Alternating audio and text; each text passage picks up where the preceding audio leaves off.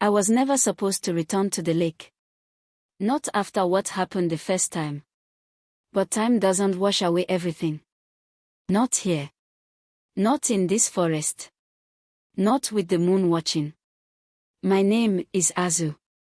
And I was once the cleverest creature in this jungle. Fast hands. Sharp wit. A tale that curled with pride and mischief. I told stories. I twisted lies into laughter. And people believed me. That was always the best part. Watching their faces, the shift from confusion to wonder to delight. It made me feel like I mattered. But there's something about stories no one warns you about. When you tell enough of them, you forget which parts were real. I was born under the humming fig trees, raised by a tribe that believed in silence and obedience. That didn't sit well with me. I liked the sound of breaking rules. The rush of escaping consequences. I wasn't cruel, just curious. The elders said I had a mouth made of honey and bones made of smoke. They warned me about Moon Lake. The lake remembers, Azu. It does not forgive. Speak too loud near it, and it will echo your voice forever. I thought they were just trying to scare me. I was wrong. The last time I saw the lake, I was young. So young I still thought consequences were things that happened to other animals. I had followed a leopard, just for fun, to prove I could outsmart it. I did. Barely. Ended up lost. Scratched. Bleeding. And there it was. The Moon Lake. So quiet it made my ears ring. So smooth it looked like someone had dropped a piece of sky into the ground. I leaned in. And I saw something that never left me. Not my reflection. Not the trees behind me. A village. But it was burning. A girl stood in the flames, staring right at me. She didn't speak. She just pointed. And then I blinked, and it was gone. I told myself it was just moonlight playing tricks on me. That I'd been tired. Hallucinating. But I never forgot her eyes. Not even when I tried. Years passed. I went deeper into my tricks. Outwitted baboons. Food owls. Even convinced a warthog that mangoes could grow underground if you burped on the seeds. I was famous. Or infamous. But still lonely. Always on the outside of the circle. They laughed at my jokes. But no one stayed when the laughter faded. No one asked what I feared. Until the water spoke my name again. I was climbing the old vine wall near the western cliff, hunting for moon fruit. Not because I needed it, just because no one else dared. And then I heard it. Soft. Like breath against my shoulder. Azu. I froze. My claws gripped back tight enough to snap. I looked around. Nothing. No wind. No whispering trees. Just that voice. So familiar. That night, I dreamed of her. The girl in the fire. But this time, she wasn't burning. She was sitting by the lake. Waiting. And when I approached, she smiled and said, "It's time to finish what you started." I woke up sweating. My heart pounding like a war drum. I told myself it was just a dream. That the lake was just a story. But when I opened my eyes, there was water beneath me. Still. Black. Silent. And I was no longer in my tree. I'd been brought back. Or summoned. The lake had opened its mouth. And whispered my name. Again. This time, I wouldn't just see a vision. I would meet her. The girl in the fire. The silence I tried to forget. The one whose village vanished the night I told my greatest lie. And the moon, high above, was full. The moon was full. The lake was still. And I was standing where I swore I'd never return. My feet rested on cold, wet grass. Mist curled around my ankles. No wind. No frogs. Not even the cricket's dead whisper. The world had paused. For me. I didn't know how I'd gotten here. 1 second I was in my tree, curled up beneath the fig leaves. The next, here. At the edge of the moon lake. My name still echoed behind my ears like a song I didn't remember learning. I should have run. I didn't. Because across the water, standing still, arms at her sides, eyes fixed directly on mine, was her. The girl from the flames. Only now, there was no fire. Just mist. And silence. I opened my mouth, then closed it again. I couldn't explain the tightness in my chest. This wasn't fear. Not exactly. It was like standing before something ancient. Sacred. A creature made of memory. She didn't move when I stepped closer. Didn't blink when I circled her slowly, cautious, ready to bolt. She just watched me.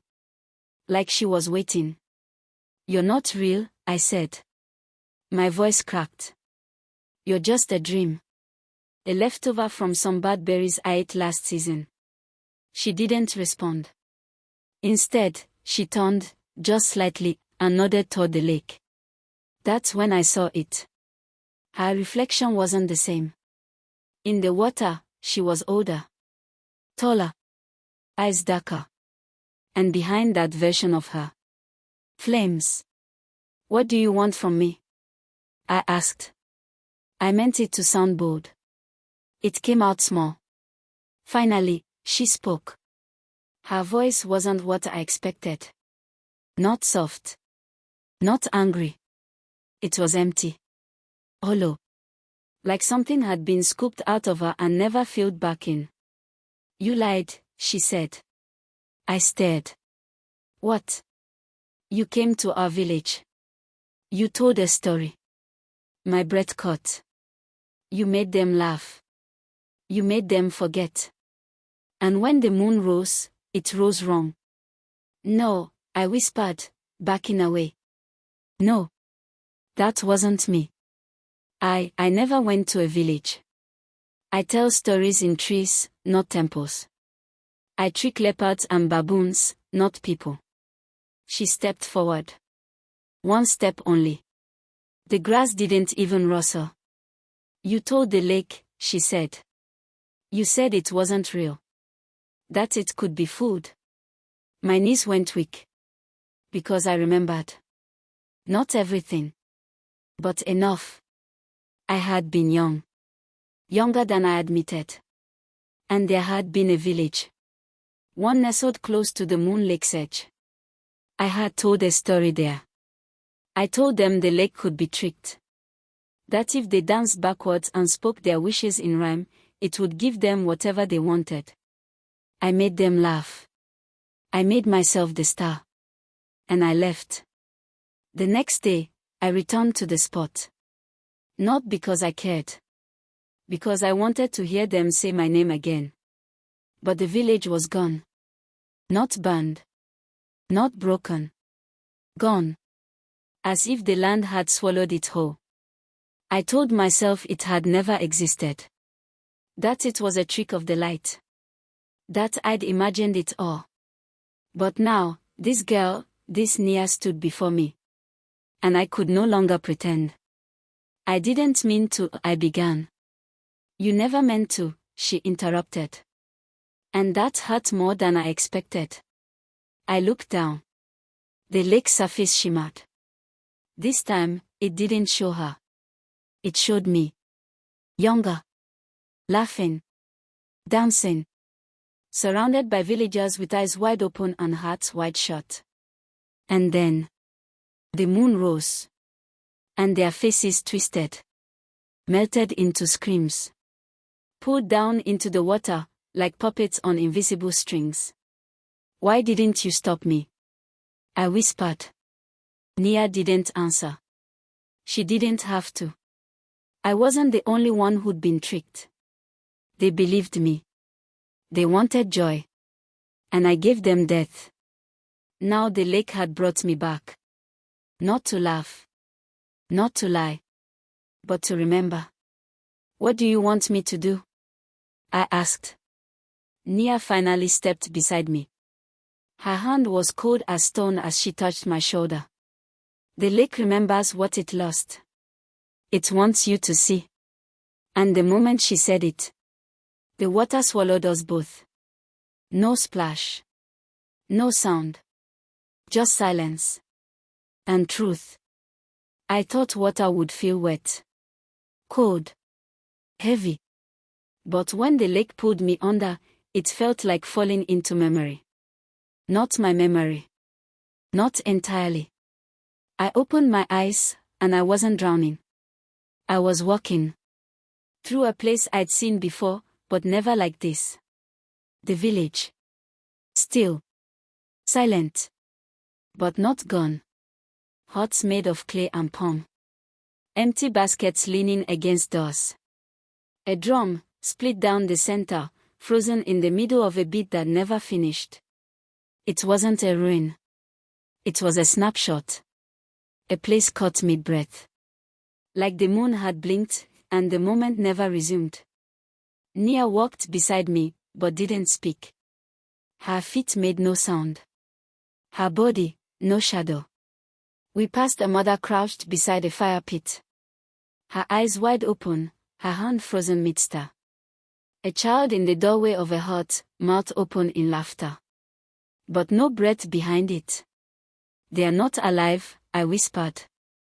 Nia's voice was softer than wind. They are not dead either. I kept walking. I remembered this place now. I'd been here. Just for one night. They welcomed me like I was a blessing. Let me sit by their fire. Shared their yam bread and tamarind wine. They laughed when I told the tale of the crocodile that married a firefly. They clapped when I claimed I could trick even the moon. And when they asked for a blessing. For health, for rain, for their harvest. I gave them a game instead. A rhyme. A ritual. A lie. I told them the moon lake was a spirit that liked to be entertained. That if they danced backward in a circle, and shouted its name in laughter, it would bless their children. I said it with a grin. I said it like a story. Because I thought stories were harmless. They believed you, Nia said behind me. They danced until dawn. They laughed into the lake. And the lake answered. I turned and looked at her. You saw it happen. She nodded. I was the only one who didn't laugh. Her voice cracked. Just once. They told me I was too serious. That joy was the only thing that kept the darkness away. She looked at me now. Her eyes didn't burn. They wept. But joy can't protect you from lies, Azu. Not when the liar knows exactly what they are doing. Guilt doesn't feel like fire. It doesn't roar. It echoes. It fills your chest like smoke, slow, thick, choking. And when it finally spills out, it takes your voice with it. I dropped to my knees. This village had trusted me. Not because I earned it, but because I made them laugh. And then I left, while they danced in circles, giggling their way into the lake's hunger. What does the lake want? I asked. Nia stepped toward a tree at the edge of the village. It was unlike any I'd seen, silverback, leaves that shimmered like scales. She placed her palm on it. Memory, she whispered. And balance. The tree split open. And from its center came a wind that did not belong to this world. In it, I heard voices, dozens, hundreds. Laughing. Screaming. Praying. All at once. The lake keeps every soul that was lost unjustly, Nia said. It waits. It listens. And when the time is right, it brings the guilty home. She turned to face me. This is your judgment, Azu. Then why show me? I snapped.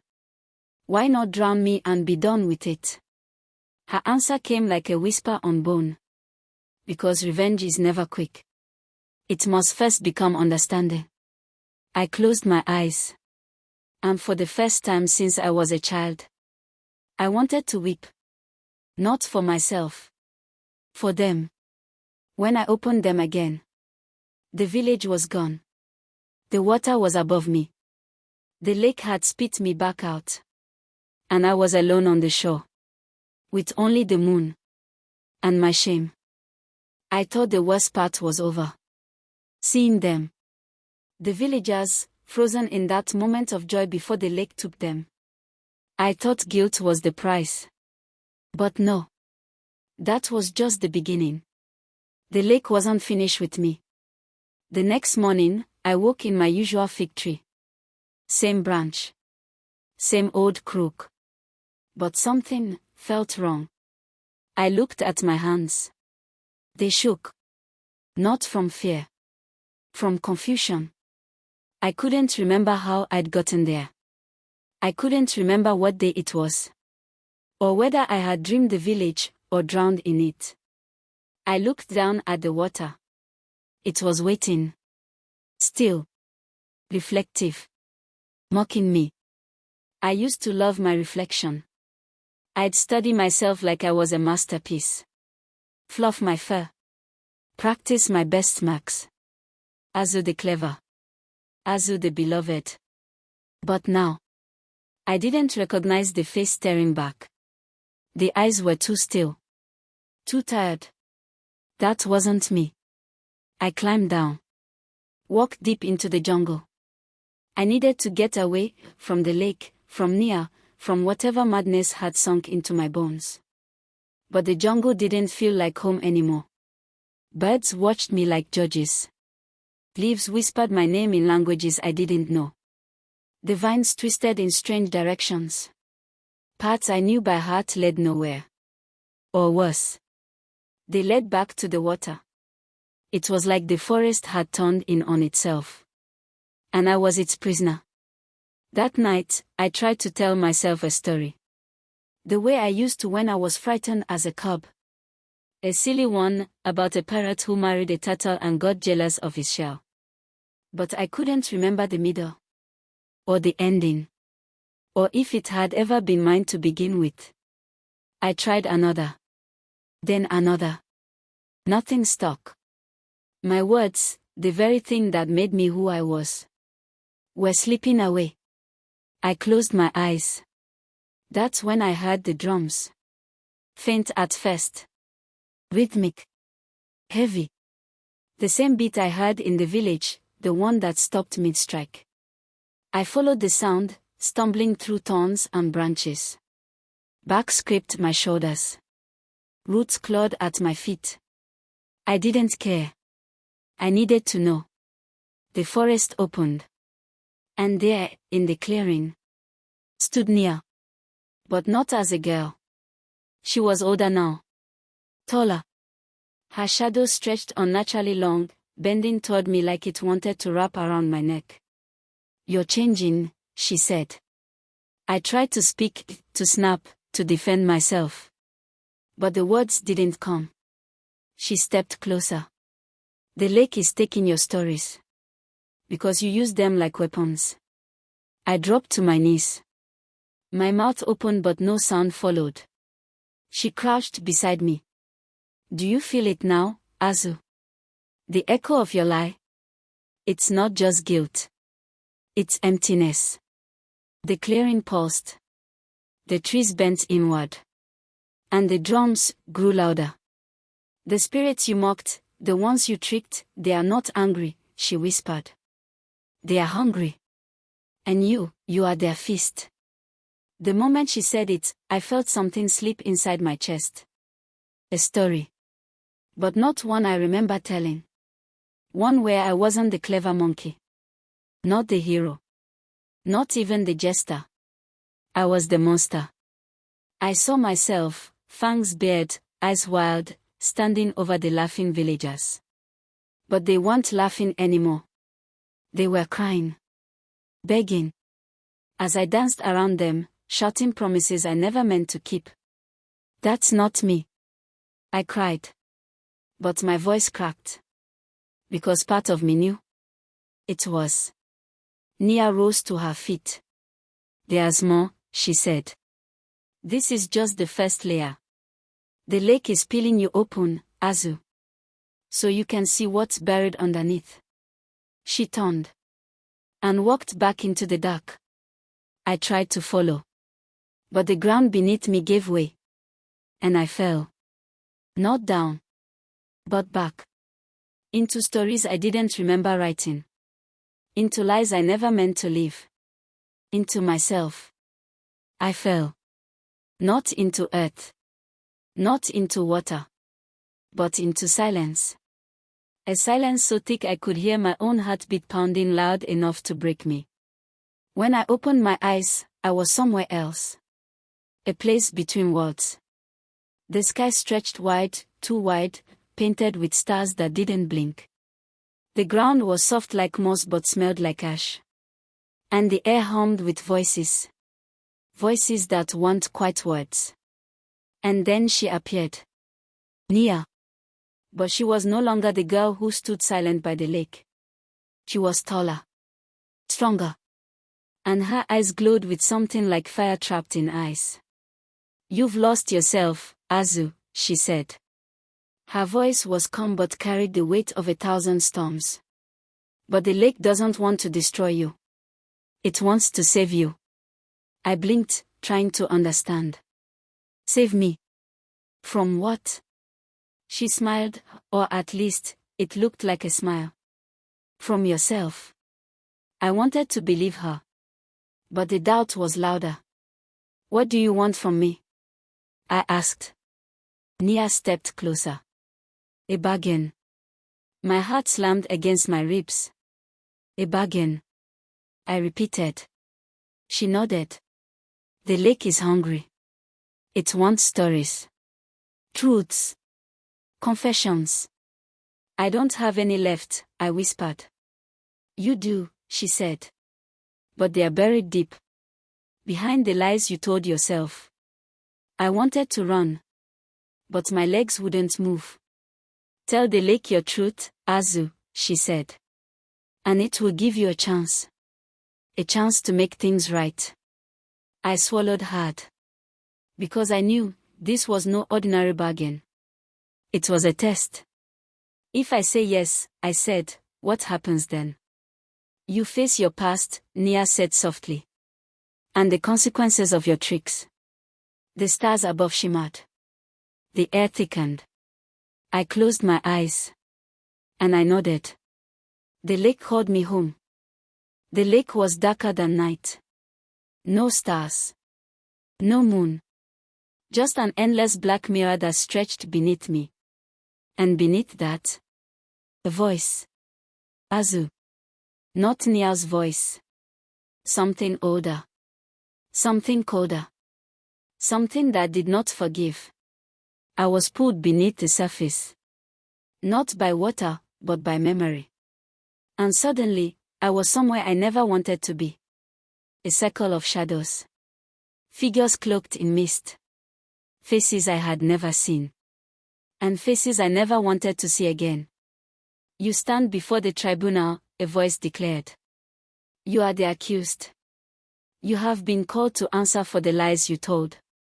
I tried to speak. Tried to defend myself. But the words tangled in my throat like thorns. The first spirit stepped forward. An old woman, her eyes hollow, her hands trembling.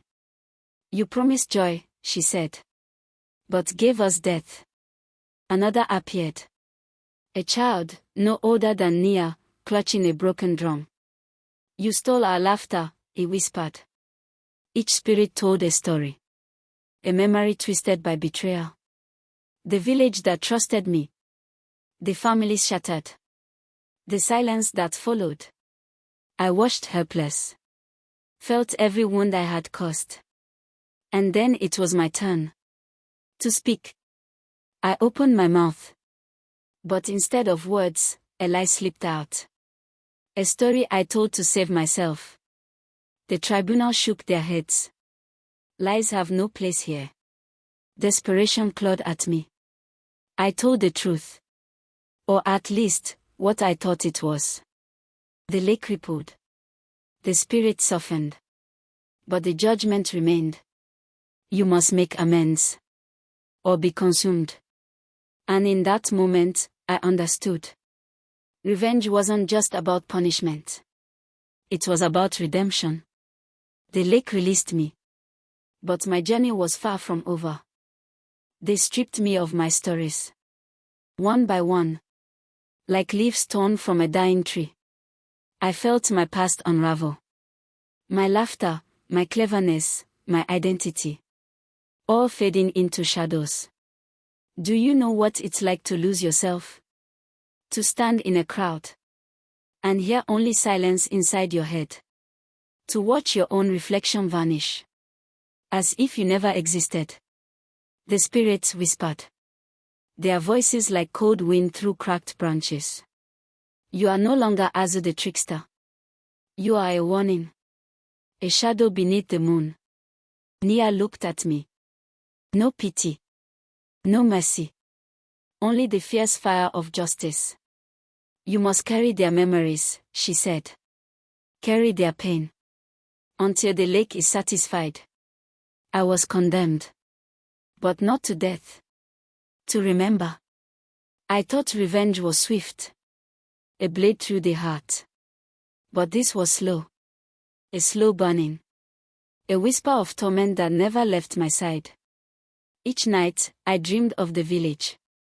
Heard their screams. Felt their hands pulling me under. And each morning, I woke hollow. But even as I faded, I learned something new. That stories, even lies, are powerful.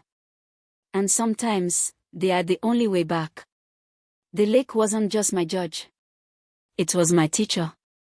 And I was its student. The nights grew colder. But not because of the moon or the mist. Because of her. Nia. The girl who was no longer just a girl. She carried the fire of the lake in her eyes. Fierce, unforgiving, alive. She wasn't just my captor anymore. She was my guide. The only one who could lead me through the darkness I'd brought on myself. I followed her, not out of trust, but necessity. One evening, as we sat beneath the shimmering silver tree at the lake's edge, she spoke. You want to be free, she said softly. But freedom isn't given. It's earned. I swallowed hard. How? I asked. By carrying their stories, she replied. By becoming the keeper of what was lost. Her voice held no judgment. Just truth. And in that moment, I realized something. Nia wasn't just here to punish me. She was here to save me. It's strange, isn't it? How the one you fear most can become the reason you survive. So I asked her to stay. To teach me how to carry the weight of my mistakes. And she did. Slowly. Patiently. Like a flame coaxing a lost bird back to the sky. As the days passed, I began to remember. Not just the lies I told others. But the ones I told myself. That I was clever enough to escape consequences. That my tricks were harmless fun. That I was not the monster I feared becoming. But the lake knew better. And so did Nia. She showed me memories, mine, hers, ours. The laughter that turned to screams. The joy that crumbled into silence. I carried each story. Felt each loss. Heard each voice. And with every step, I changed. Before I go on, if you're watching this right now, no matter where you are, drop a comment below. Tell me your name. Tell me where you're watching from. And what time it is where you are. I want to hear your story. If you're new here, hit subscribe and join us on this journey. Because this story, my story, is far from over.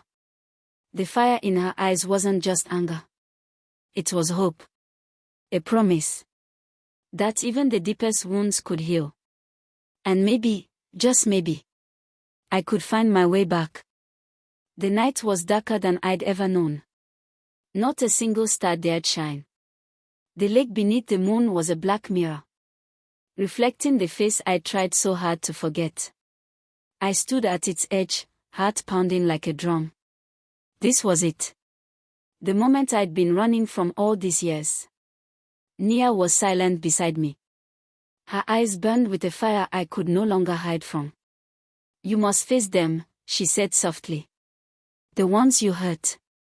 The ones who believed in you. I closed my eyes. The faces appeared. The villagers. Their laughter. Their tears. The silence that swallowed them whole. I'm sorry, I whispered. But the lake demanded more. I stepped forward.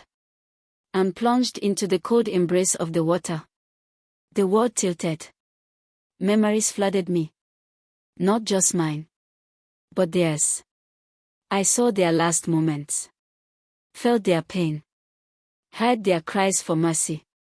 It was unbearable. And beautiful. The truth I'd hidden from myself for so long. When I surfaced, the moon was high. Nia smiled, not with cruelty, but with understanding. The lake has accepted your truth, she said. But the journey isn't over. I nodded. Because I knew. Redemption wasn't a place. It was a path. And I had finally taken the first step. Dawn broke slow and soft. The first light kissed the surface of the moon lake, turning the black mirror into molten gold. And with it, I felt something new. Something like peace. The weight I carried for so long. The lies, the guilt, the loss. Began to lift, like mist under the morning sun. Nia stood beside me. No longer a ghost. No longer a judge. But a guide. You have changed, Azu, she said. The lake has released you. But remember this. True freedom comes from truth. And the stories we choose to live by. I looked at my reflection. For the first time, I recognized the monkey staring back. Not perfect. Not innocent. But honest. The jungle stirred. Birds sang their morning songs. And somewhere, far away, the laughter of children filled the air. I smiled. Not a trickster smile. But a man who had found his way home. If you've stayed with me through this story. Thank you. For listening. For feeling. For remembering that even the darkest tales can hold light. If you haven't already, hit subscribe. Like this video if it moved you. And share it with someone who needs to hear it. Because every story deserves to be told. This is Azu. The trickster monkey who found his truth by the moon lake. And this is just the beginning. If you enjoyed this story, don't forget to hit that subscribe button so you won't miss what happens next. I'd love to know, where are you watching from right now? Drop a comment below and tell me your city or country, and what time it is there. Your story matters to me, and I want to hear from you. Also, if this touched you in any way, please like and share it with someone who'd appreciate it. Thank you for being here.